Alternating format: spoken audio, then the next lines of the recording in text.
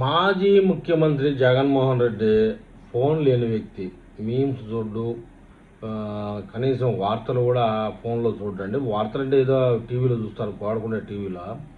అయితే ఇప్పుడు మనం చెప్పుకునేది ఏంటంటే, మొన్నటి వరకు విజయ్ ఆయన ఫోటో పెట్టుకోవడం వల్లే గెలిచాడు అని విరవీగుతున్న పేటీఎం బ్యాచ్కి నిన్న మీటింగ్లో ఆయనకి నాకు ఏం సంబంధం అబ్బా, ఆయన తమిళనాడు, ఆయనకి ఉండే విలువ అక్కడ నాకంటే ఎక్కువ ఉంటుందని చెప్పేశాడు.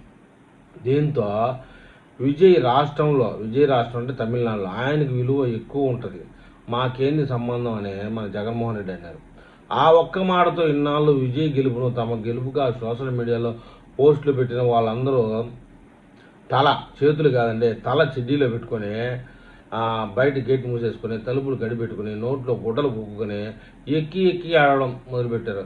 పీకేది ఏం లేదు అని అర్థం చేసుకున్న ఎర్రి పప్పలు వైసీపీలో ఉన్నారు అంటా ఉన్నాడు. ఇంత ఎర్రి పప్పులు, ఎర్రి పుచ్చకలు, ఎర్రి తిప్పలు వైసీపీలోనే ఉంటారండి.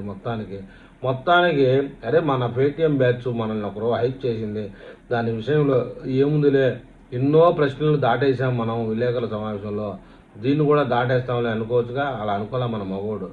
మొత్తానికి ఆ పార్టీలో పనిచేసే వైటీపీ పేటీఎం బ్యాచ్ని పిప్పి బట్టలు తీశాడు.